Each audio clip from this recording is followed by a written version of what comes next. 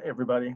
So I like to end this class with a very short review of some of the things that we've learned, usually focusing on hearing from you about some of the things that you learned and took away and found interesting.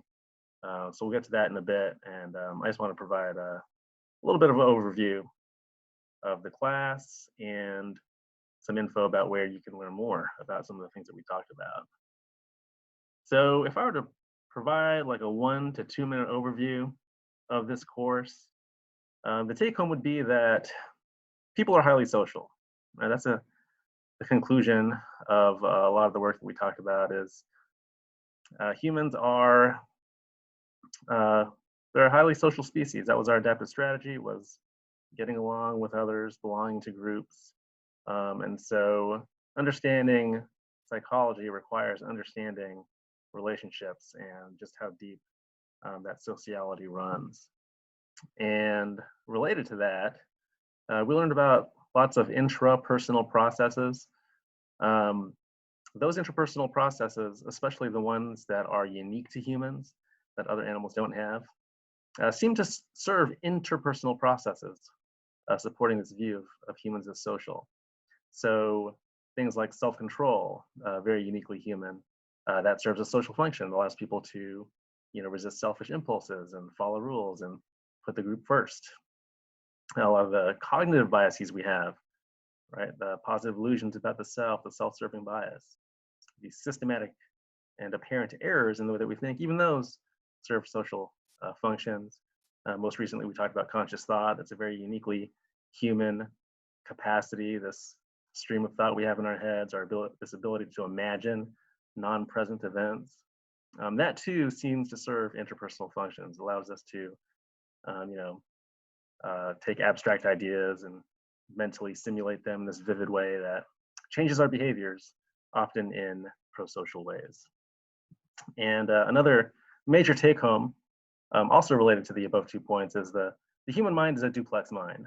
So we have this automatic system, sort of an older system that really guides a lot of our behavior and a lot of our functioning. And we also have this conscious and controlled system, which is, again, uniquely human. That is very important because it allows for, changing our behaviors, and often in social ways. So understanding human behavior requires understanding that a lot of behavior is automatic and unconscious, and there's often conflict between that conscious system and the automatic one. So those are some of the big ideas that I hope you took away from this course.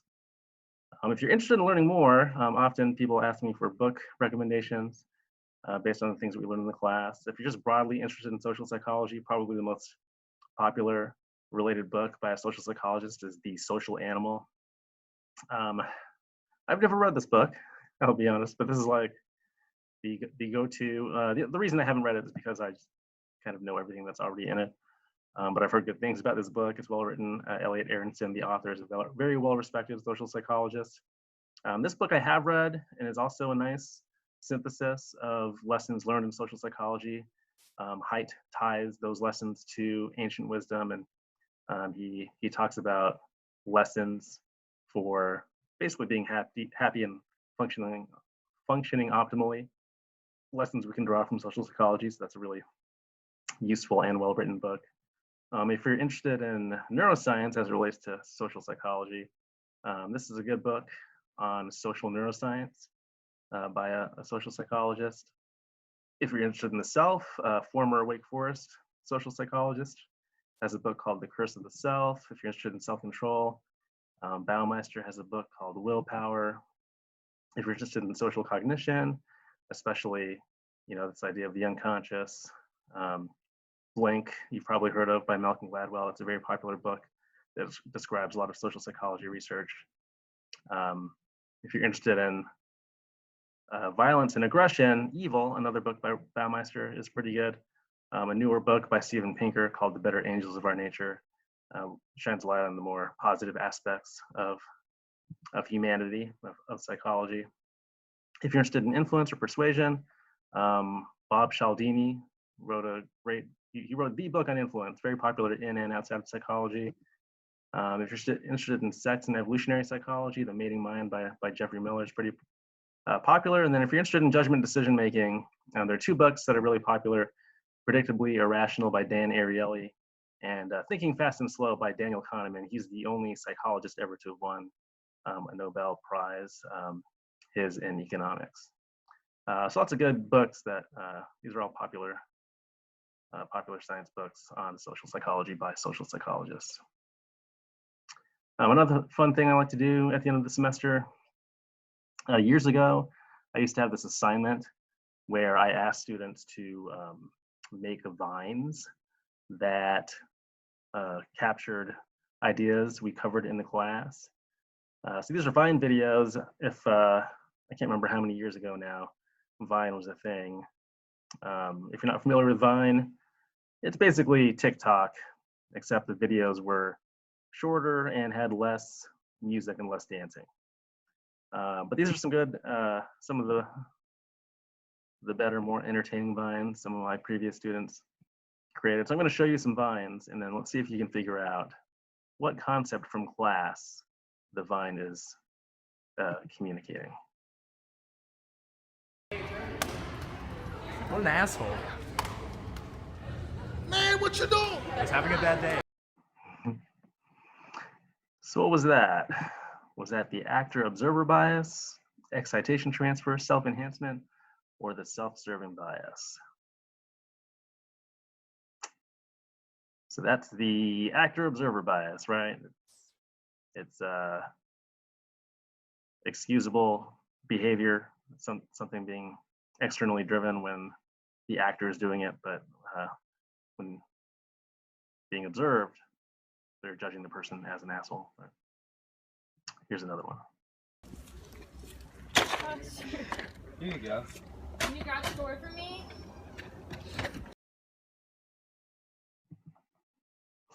So which one is that? Which of these four? So that would be moral licensing. The person helps one person and they're no longer thinking about or trying to be moral. So then that frees them from doing the morally helpful thing subsequently. 3. Got an A on psych. It comes so naturally to me. 3. Oh my god, I got a C. Like, honestly, he's such a hard grader. Which of these four? Classic self-serving bias, attributing failures to external causes, successes to yourself. I don't like the way I look today. I don't like my shoes or hat. I like your shoes. I like your hat. I guess I like how I look. Which self-related process would that be? So I think that most closely fits with the looking glass self, where other people are saying he looks good, so he then takes other people's views of him and adopts them into his self-concept. Kappas are literally all the same. Chios are so much more diverse.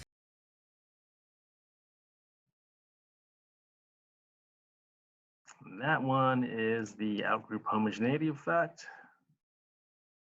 Painting outgroups with a broad brush, they all look the same, act the same. Not so with the in-group. Woo, I won! Stupid game anyway, I really don't care. What's happening there?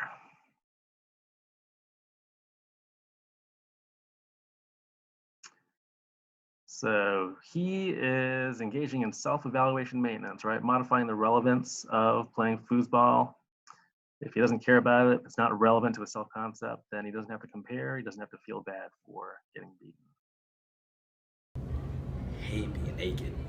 We should streak the quad. Yeah! Okay.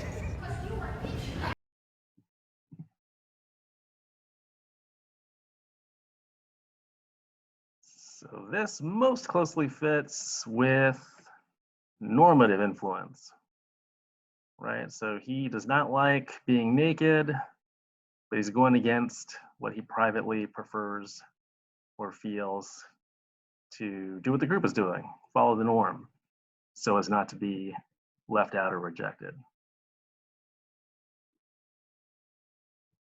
Will you be my friend? No. Will you be my friend? No.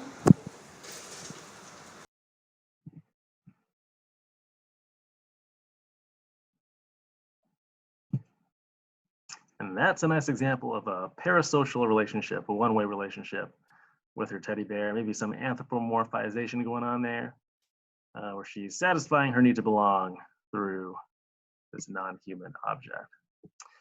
All right, so usually the last day of class, what I like to do is find out from you some of the lessons you took away and things you found valuable in the course.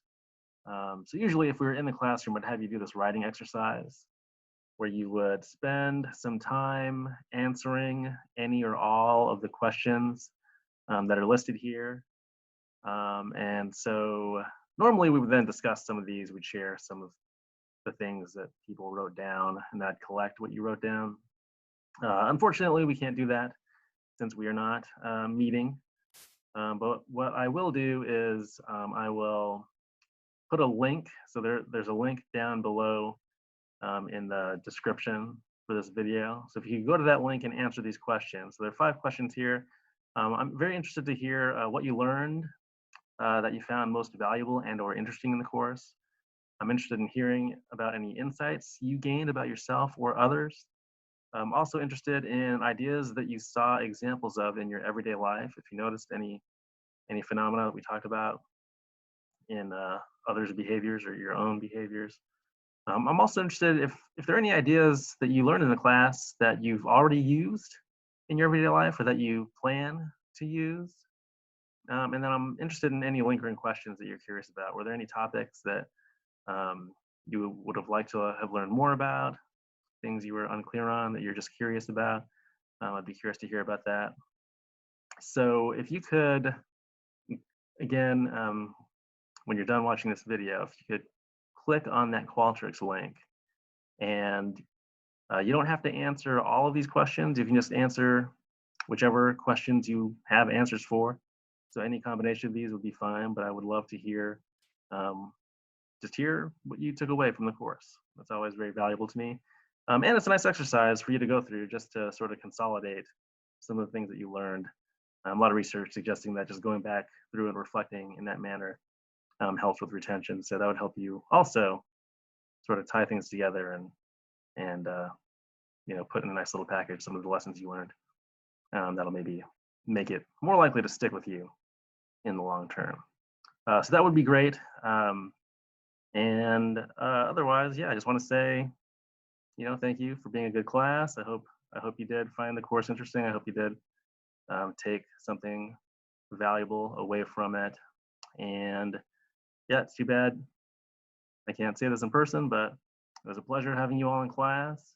I hope you're all doing well. I hope you take care, and good luck on your papers and your finals, and have a good summer.